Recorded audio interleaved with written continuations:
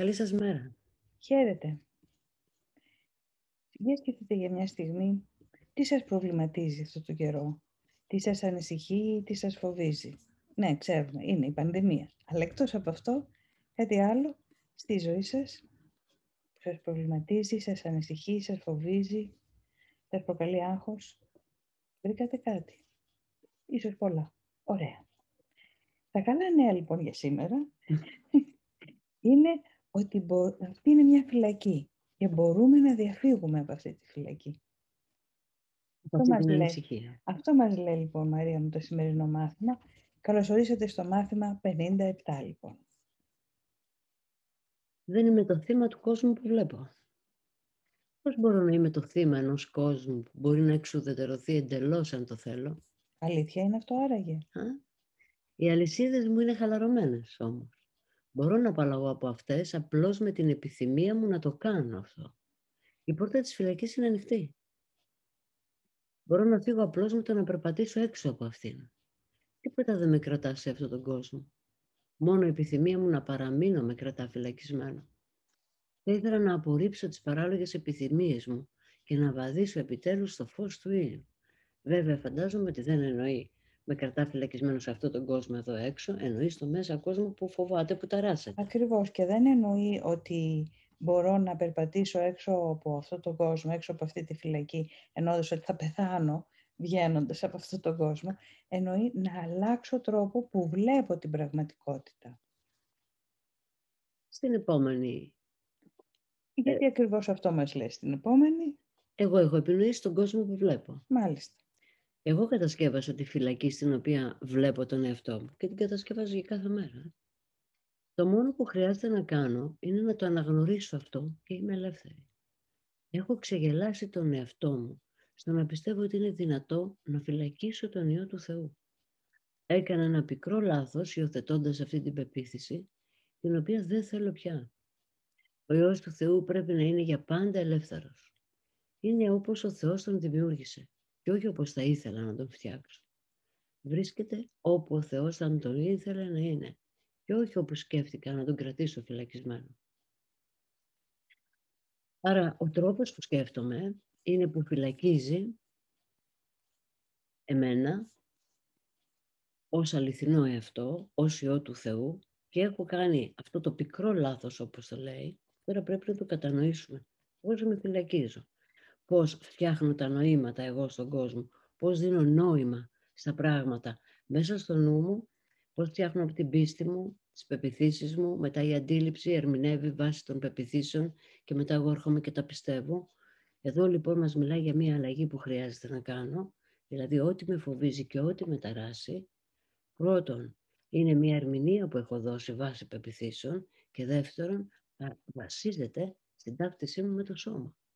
Γιατί αν πάμε στο επίπεδο του σώματος και αυτού του κόσμου, βεβαίως το σώμα κινδυνεύει, βεβαίως απειλείται σε αυτόν τον κόσμο, αν και το σώμα από μόνο του τίποτα από αυτά δεν νιώθει. Θα νιώθει ο νους που έχει αυτό το σώμα σαν κατοικία του. Άρα κάθε πεποίθησή μας σχηματίζει κάγκελα φυλακής, μέσα στον οποίο κλειδωνόμαστε ταυτισμένοι με το σώμα μας. Ακριβώς. Και τις απειλές που μπορεί να έχει το σώμα και τα συμφέροντα του σώματος. Όμως αυτή δεν είναι η αλήθεια μας λένε τα μαθήματα θαυμάτων. Ναι, μας λέει ξυπνήστε γιατί αυτό δεν είναι έτσι. Αυτό που έχει πει λοιπόν και ο Ιησούς. Και θέλετε γνωρίσει την αλήθεια και η αλήθεια θέλει σας ελευθερώσει. Στο κατά Ιωάννη. Τα μαθήματα θαυμάτων λένε ακριβώς το ίδιο. Η πόρτα της φυλακής είναι ανοιχτή. Η φυλακή, όπως είδαμε στα μαθήματα που μόλις εξετάσαμε, είναι οι πεποιθήσεις μας, οι οποίες μας κρατούν εγκλωβισμένους σε ένα κόσμο σκοτεινό, επίφοβο, τρομακτικό, απειλητικό. Αλλά η πόρτα είναι ανοιχτή. Δεν έκλεισε ποτέ. Είναι ο τρόπος που σκεφτόμαστε λοιπόν. Ας δούμε τι μπορούμε να κάνουμε λοιπόν περισσότερο σήμερα. Βεβαίως. Υπάρχει ένας άλλος τρόπος να κοιτάξω τον κόσμο, μας προτείνει λοιπόν το μάθημα 33.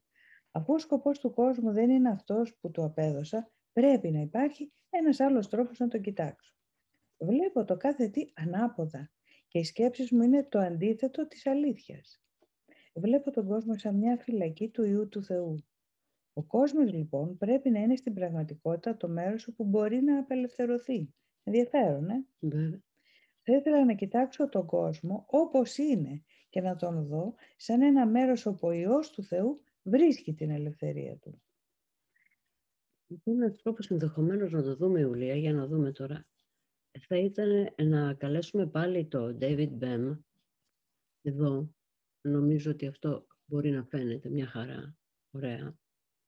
Βλέπουμε λοιπόν Να πούμε ποιος είναι ξανά. Ναι, ο φυσικός David Bem λοιπόν, ο οποίος έχει κάνει ένα νοητικό πείραμα εδώ και μας λέει ότι ο τρόπος που βλέπουμε ποιος είναι. Ωραία. Λοιπόν, εδώ μπροστά μας έχουμε ένα ενιδρίο, όπως βλέπουμε, με ένα ψάρι μέσα.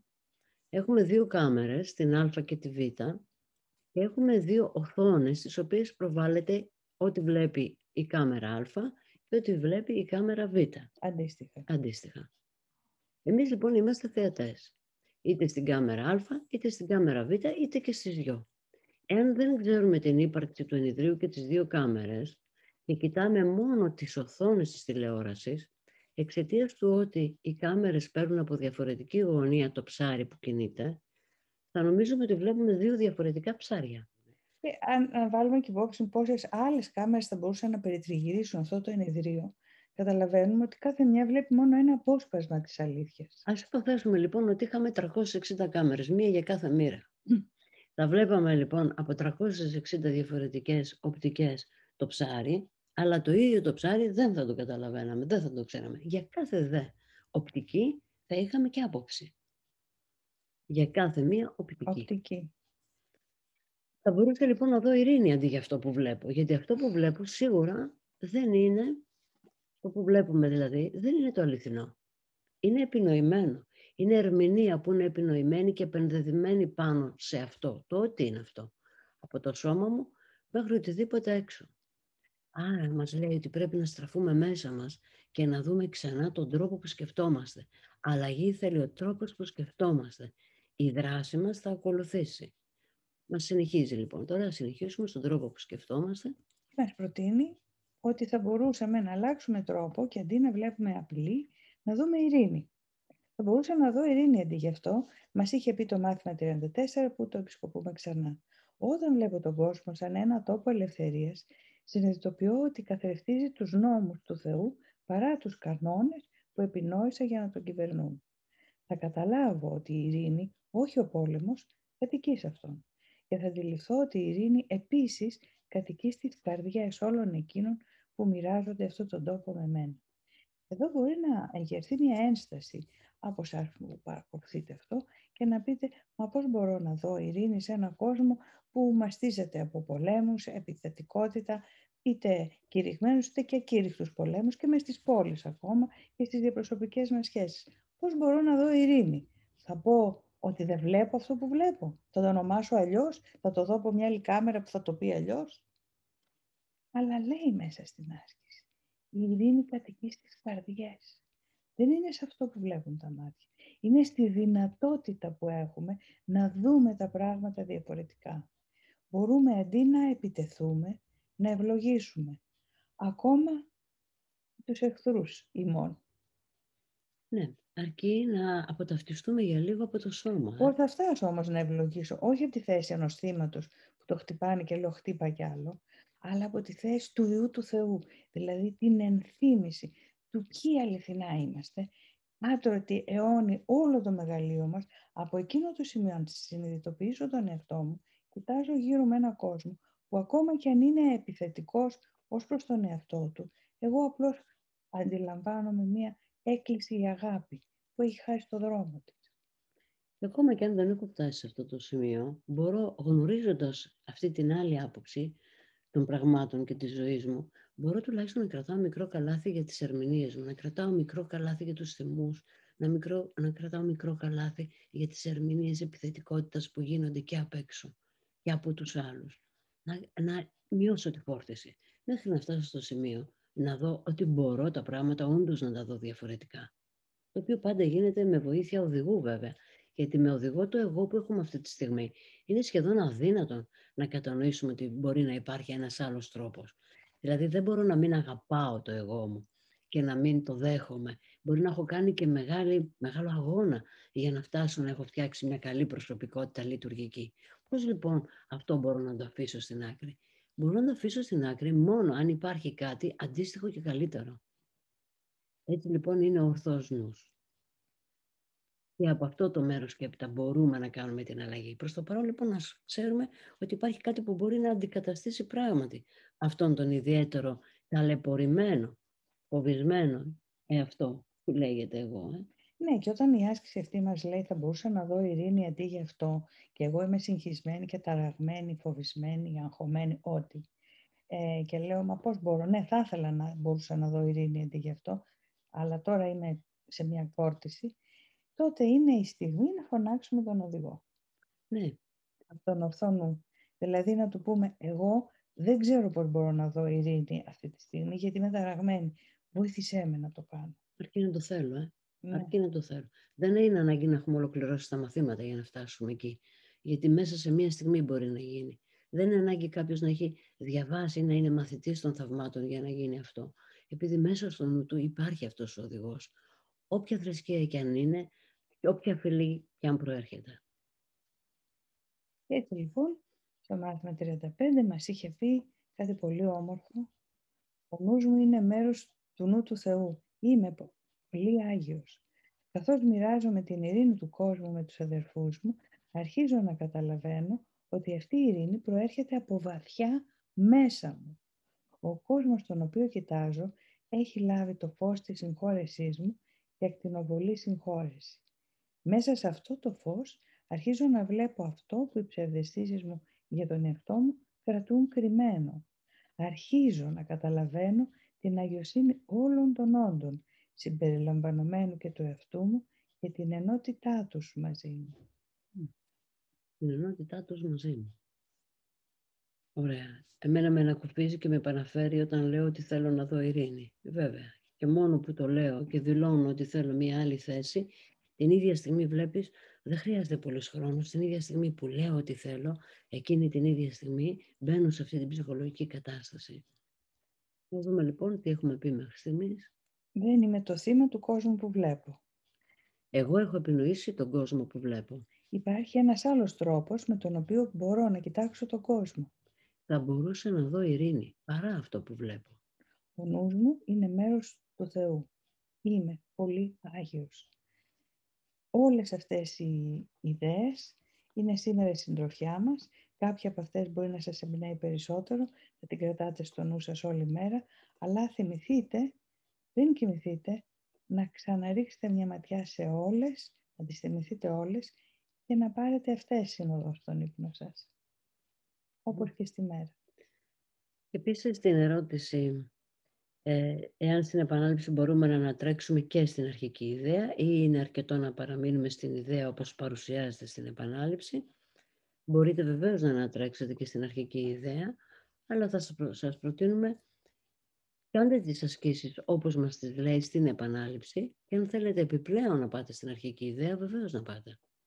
Μην μας κάνει όμως το ότι πάω στην αρχική ιδέα και διαβάζω ξανά τι γράφει το κείμενο, να μην κάνω την άσκηση, η ενασχόληση δηλαδή με το τι λέει το κείμενο, μην γίνει αιτία να μην κάνω την άσκηση. Αυτό είναι το ζήτημα. Ναι. Ο νέος τρόπος σκέψης, λέει η Μαρία, όμως, προς το παρόν με κρατάει απομονωμένη από τους άλλους. Κάνω κάτι λάθος. Ναι. Ναι. Μαρία, ναι. Θα έπρεπε να συνδέεσαι περισσότερο με τους άλλους, αλλά εγκάρδια από το επίπεδο της καρδιάς. Γιατί δεν προτείνουμε να αρχίσουμε να γίνουμε απόστολοι και να λέμε στους άλλους ή να προσιλητίζουμε σε ιδέες. Καθόλου. Αυτές τις ιδέες τις βιώνουμε εμείς. Αν εσύ καταφέρνεις μέσα σε μια συζήτηση που έχεις με κάποια φίλη σου και υπάρχει ένταση να πεις «Και όμως θα ήθελα να δω ειρήνη αντί για αυτό», δεν είναι ανάγκη να της το πεις. Μέσα σου πες το αυτό και θα δεις ότι εσύ μέσα σου τα γλυκάνεις προς εκείνη. Αλλά ξέρω ότι πολλές φορές παίρνουμε το σχήμα του δοχείου. Δηλαδή επηρεαζόμαστε από το περιβάλλον πολύ. Χρειάζεται γι' αυτό να αναπτύξουμε μια ισχυρή θέληση και εμπιστοσύνη σε αυτές τις ιδέες. Γιατί τότε θα έχουμε ένα κατάρτι στήριξης εμείς. Ή πάνω σε αυτό να προσθέσουμε το εξής, ότι δεν μπορεί να με απομονώσει η άσκηση που λέει θέλω να δω ειρήνη αντί γι' αυτό. Το αντίθετο θα συμβεί. Θα συμβεί να συνδεθώ με τους άλλους ή με τον άλλον από ένα βαθύτερο και ήσυχο επίπεδο. Ενώ το επίπεδο στο οποίο συνδεόμουν, όταν συμφωνούσαμε παραδείγματος χάρη στην ιδέα ότι κάποιος μας επιτίθεται, ή που είναι πιο πολύ στην επιφάνεια, είναι ένα πιο σκληρό και πιο περιορισμένο επίπεδο. Είναι όμως εμπειρικό αυτό, μπορεί να το καταλάβετε. Άρα, τα μαθήματα όχι μόνο δεν μας απομονώνουν, αλλά μας συνδέουν τελείως με τους άλλους στο βαθύτερο και πιο αληθινό μας επίπεδο. Εκεί που δεν είμαστε καθόλου διαχωρισμένοι. Γιατί η εφαρμογή των μαθημάτων είναι στις σχέσεις μας. Τα μαθήματα εφαρμόζονται στις σχέσεις μας. Βεβαίως, όταν σταματάει η προβολή, δηλαδή αν κάποιος που μαθητεύει στα θαύματα σταματήσει την προβολή προς τα έξω, το εγώ θα νιώσει ότι απομονώνεται. Εδώ όμως τι έχουμε? Δεν έχουμε μόνο το σταμάτημα της προβολής, δηλαδή σταματάω να επινοώ και να λέω ότι είναι οι άλλοι, αυτό εννοώ, και να προβάλλω προς τα έξω αυτά που σκέφτομαι, αλλά εδώ κάνουμε και κάτι άλλο, αντικαθιστούμε. Οπότε σταματάει η προβολή και αντικαθίσταται με τον ορθό νου, άντε με τον οδηγό. Άρα δεν μας απομονώνουν. Ναι, κανονικά δεν θα έπρεπε να μας απομονώνουν. Ωραία. Και επίσης να απαντήσουμε στη Ρόρη, όχι, δεν συνδέουμε την καρδιά με το εγώ, γιατί το εγώ δεν θέλει να συνδεθεί με την καρδιά. Απλώς ξυπνάμε τον επιλογέα να κάνει την ορθή επιλογή στον ορθό νου. Επίσης πρέπει να πούμε ότι κάθε φορά που μιλάμε για την καρδιά, μιλάμε για την καρδιά του ορθού νου. Ναι, έχουν ανακαλύψει όλους αυτούς τους νευρώνες στην καρδιά, αλήθεια είναι. Γι' αυτό εμείς μιλάμε για μια καρδιά όμως που είναι πέρα από το σώμα. Μολονότι διαισθητικά η ανθρωπότητα έχει συνδέσει την καρδιά με την ευαισθησία και την αγαθότητα. Και είναι διαισθητικά η ανθρωπότητα έχει πάει στον ορθό νου και αντιλαμβάνεται την καρδιά που έχει ο ορθός νους. Και που όντως η καρδιά έχει μεγαλύτερο πεδίο από ότι ο εγκέφαλος, αλήθεια είναι. Τουλάχιστον 6 φορές μεγαλύτερο, ισχυρότερο μαγνητικό πεδίο έχει η καρδιά από τον εγκέφαλο. Ωραία. Γιατί όμως δεν είναι το υλικό όργανο καρδιά που το κάνει εφικτό. Γιατί και η καρδιά ανήκει στο σώμα, που το σώμα είναι μια εικόνα που προβάλλεται από το νου. Άρα η ιδέα που έχει μέσα ο νους, καθώς προβάλλει και κατασκευάζει ένα σώμα, επενδύει σε αυτό το σώμα ποιότητες οι οποίες ανήκουν στο νου. Εμείς όμως, έχοντας αποκοπεί από τη δυνατότητά μας να είμαστε σε άμεση και πλήρη επίγνωση του τι υπάρχει στο νου μας, ανιχνεύουμε τα ίχνη του στο σώμα μας. Ναι. Οπότε για σήμερα έχουμε αυτές τις ασκήσεις να κάνουμε. Σε εξασκηθούμε όλοι. Κάνοντας θαύματα. Χαίρετε. Καλημέρα.